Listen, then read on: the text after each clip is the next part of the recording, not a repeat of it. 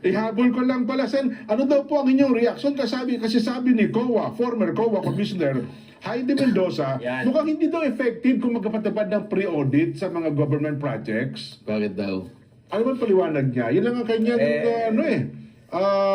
naging komento dun sa panukala na magkaroon ng pre-audit sa mga proyekto Oo ng nga, gobyerno. ano daw nga ang dahilan bakit hindi effective? Ang sabi niya, mas lalo daw lalala ang corruption kasi yung magpe-pre-audit, sa pre-audit pa lang may lagayan Yun na ang agad. kanyang worry. Although inaamin niya talagang May lagay. kurap talaga yung COA. Ayun nga. Ay pinatutunayan niya lang talagang walang mapagtitiwalaan sa COA. Oho. Wala na akong masasabi sa kanila kung pipilitin nila yung argumento na yun. Ayun. Eh di palitan nyo lahat yung mga miyembro ng COA. Oho. Kung kinakailangan maghanap kayo ng mga taong may pakpak, siya ang ilagay nyo dyan.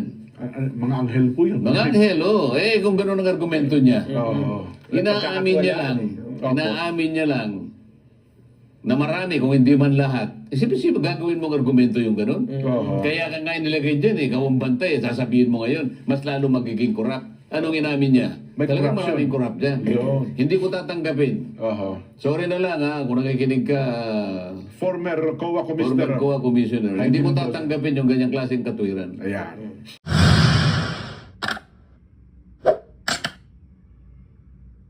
Doon dadapa. Saan ba nakakita ang mga ganyan? Oo. Walang katuturang mga project, kumita lang sila.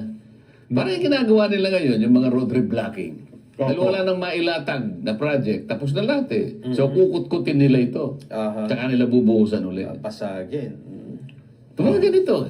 Yan, maraming kumikita dyan. Ang problema lang, hindi ko sakup yan dahil yung aking inuusig ngayon, flood control lang. Pag control na muna. Oo. Di ba? Pero sinabayan kayo sa ng TRICOM, bumuo po ng TRICOM ang kamera. Sumabay na ang gusto sumabay. Ganun po. Wala akong problema doon. Yun naman pala. At least, kasi sabi nila, di ba yung TRICOM parang TRICOM on infrastructure investigation. Yun din ata ang kanila magiging trabaho. Pinalalaki daw nila para maging katanggap-tanggap. Kaya nagbinuo ang TRICOM. Oho. So, yun pala. Sumabay ka. So, kung sumabay, di okay lamang po yan. Ang importante dyan, Sen, yung magiging resulta ng gagawing investigasyon. Di po ba? Ayun. Matindi. Ngayon, ang dapat nating maintindihan nga ho dito, sabi ng mga mambabatas sa Kamara ng Representante, huwag naman na niyang sweeping statement. Sabi po ni Deputy Speaker Paulo Ortega ng La Union. La Union. Bakit? Meron bang sweeping statement? Sabi po nila, hindi naman makatarungan na nilahat ang buong Kamara dahil nagdudulot daw po ito ng pagdududa sa buong institusyon at nakakasira sa integridad ng mga miyembro nito kahit wala namang kinalaman doon sa inaakusa. Ginigiit po niya na nagsilbing miyembro ng House Quadcom noon po 19 Congress ng pagiging patas ay kailangan ng pagiging tiyak at pagtalima sa due process, lalo na po sa paglalatag ng seryosong mga usapin. Ano naman record ng Quadcom sa patas na pagdinig? Kala mo noon, merong record ng patas na pagdinig. Fair investigation daw po, due process of law ang gumana. Nako, kaya sinasabi natin sa bandang huli, hayaan mo na ang tao ang gumawa ng hatol. Oho. Nagpaliwanag ka, pinipilit mo na wala kang kasalanan, tsakin mo na ang tao maniniwala sa'yo. Ang pinaka-arbiter, katapos-tapusan, yung tao Ayun. Kailangan mapaniwala mo yung tao. Kapag hindi naman naniniwala ang tao, lahat ng sasabihin mo, nagsayang ka lang ng laway. Ayun na nga po. Parang, sige, ayoko nang banggitin kasi may privilege speech nun. Para sabi nila, sanay na kami sa privilege speech. 10 taon mahigit na namin narinig yung privilege speech na yan. Tingin ko naman, hindi naman dapat na maging general yung akusasyon. Wala namang ginawang ganun. Opo. Sapagkat yung mga walang kasalanan, hindi mo naman dapat isali. Totoo po. Kaya nga yung pag-iimbestiga Sino ba yung nasa likod ng mala o numalya? Yun lang nasa likod. Di ba? Kung kayong lahat ay nasa likod, kayong lahat. Pero wala naman natang sinasabi ng lahat ay nasa likod ng mala o numalya. Opo, tama. So sisinuhin mo lang. Oho. Qualified naman yun At mukhang mukhang seryoso. Pero kung tumitira na sila, ngayon pa lang, naglulundag na dinidepensahan. Teka muna, baka may tinatago kayo. Kahit wala kayong kasalanan, pero pinagtatakpan ninyong may kasalanan. Oo. Baka isa na lang ang uri ninyo. Pero ngayon, Sen, kapansin-pansin, ang Pangulo nagpautos ng investigasyon. Ang DBM, nasa na, lumabas na rin po, Sekretary Amina Pangandaman. Ang COA, ang pamunuan po ng COA, nag-utos na rin. DPWH, meron na rin po. Ano ang DepDep, meron na rin po. Oh. ano nga ang kanilang gagawin? Bakit ngayon lang? Eh kasi ngayon lang ho nabunyag itong ganitong kalaking Hindi nga, nagsimula na nga yung Blue Ribbon. Oho. Bakit kayo nakikipagpaligsahan kung totoong gumagawa kayo ng sarili ninyong pagsisasat? Bakit ngayon lang? Oho. Kasi ang dami nag-imbisi ngayon. Sana, mukhang lahat yun. Hindi nga, kaya nga suspect sila eh. Ano ba? Bakit? Ba't ngayon lang? Opo. Nason, bakit ngayon lang sila? Parang iniisip kong mabuti. O nga, no? Bakit ngayon lang? Nagsimula na ang Blue Ribbon eh, di ba? Oho. O ba't kayo nakikipagpaligsahan? Para ano? Baka i-dispute yung investigasyon ng Blue Ribbon, hindi kaya? So paano mo i-dispute? Oo nga po. Yun ang mahirap nila. Di ba? Paano- Halimbawa yung COA. Oh. Ano naman ang moral ascendancy ng COA na mag-imbestiga? Ano, gagawa ka ng fraud audit? Nag-utos na rin po sila. Yan nga po ang binilin, Sen. Nag-utos na sila sa kanilang mga... Anong yung audit mo pa? Ghost projects na nga eh. Ang hahanapin ko sa inyo, sino-sino ang nasa likod ng mga auditor dyan? Oho. O kaya kayo nag-audit para sabihin niyo wala kayong kasalanan. Hindi. Meron ng ghost projects eh. Paano nangyari? Sino ang nag-issue ng certificate of completion? Yan. Yun nga, para malinaw sa karaniwang mamamayan. Oo, oo. Yung bang, alam mo, di ba, may project. Oo. Na-report mo, completed. Oo. Doon di ba nakapirma ang COA dyan?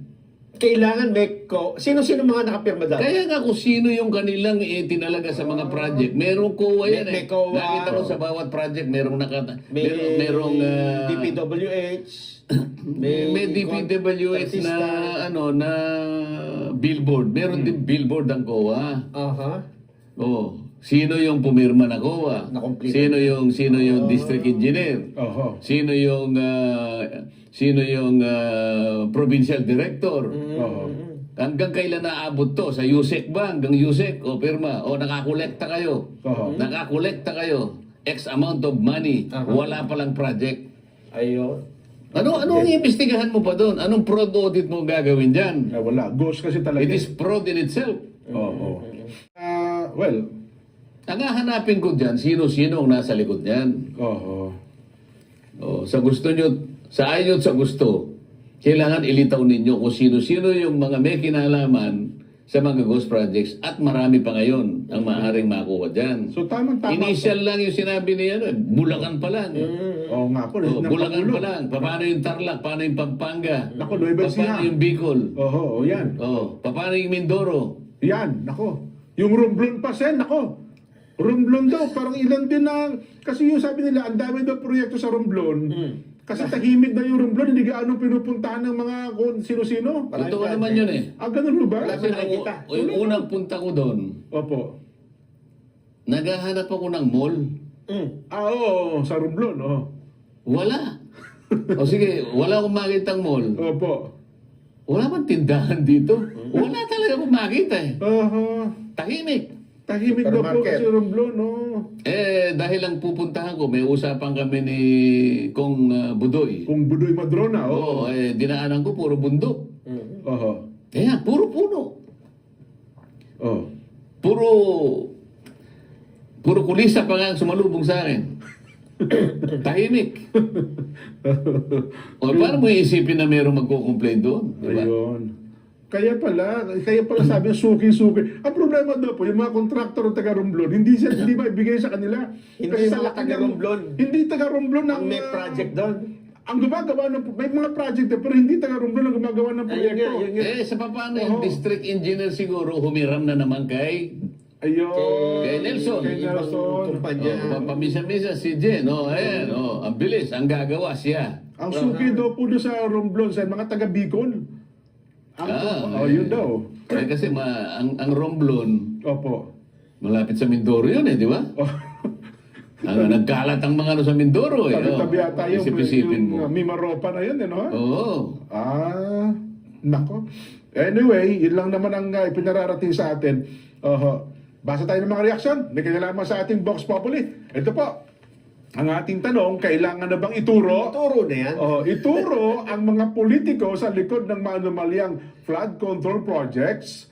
Sabi ng ating reactor sa iyo po, dapat lang nasiyasatin. Lalo yung big PWH, dali ng pera, walang hirap kapag may buwaya. Aba, ipamarkuleto. Ngayon daw pala, hindi na sumbo mo kay Tulpo. Dapat sana, ang tanong ituturo kaya nila? Kasi medyo mabigat yun di ba? Oo. Kasi mangangailangan ka talaga ng lakas ng loob doon. Maglalakas loob kayo sa ituro, no? Ituturo kaya nila? Oo. Sinasabi natin na ituturo, lahat ng nasa likod niyan, hindi natin sinasabing mga politiko lang. Lahat na po. Lahat ng may kinalaman, ang mga opisyalis ng DPWH, DBM, kung talagang may ano riyan, di ba? Habol ko lang pala, Sen. Ano daw po ang inyong reaksyon? Kasi sabi ni COA, former COA Commissioner, Heidi Mendoza, mukhang hindi daw effective kung magkapatupad ng pre-audit sa mga government projects. Bakit daw? Ano man paliwanag niya? Yun lang ang kanyang naging komento dun sa panukala na magkaroon ng pre-audit sa mga proyekto Oo ng nga, gobyerno. ano daw nga ang dahilan bakit hindi effective? Ang sabi niya, mas lalo daw lalala ang corruption kasi yung magpe-pre-audit, sa pre-audit pa lang may lagayan Yun na ang kanyang worry. Although inaamin niya talagang kurap talaga yung COA. Ayun nga. Pinatutunayan lang talagang walang mapagtitiwalaan sa COA. Wala na akong masasabi sa kanila kung pipilitin nila yung argumento na yun. Ayun. Eh di palitan nyo lahat yung mga miyembro ng COA. Kung kinakailangan maghanap kayo ng mga taong may pakpak, siya ang ilagay nyo dyan. Mga anghel po yun. Mga anghel, kung gano'n ang argumento niya. Inaamin niya lang. Opo. Inaamin niya lang na marami, kung hindi man lahat. Isip-isip, gagawin mong argumento yung gano'n. Kaya ka nga nilagay dyan ikaw ang bantay, sasabihin mo ngayon, mas lalo magiging corrupt. Anong inamin niya? May Talagang corruption. maraming corrupt dyan. Hindi ko tatanggapin. Sorry na lang kung nakikinig ka, Former COA former Commissioner. COA Commissioner. Hindi ko tatanggapin yung ganyang klaseng katwiran. Ayan.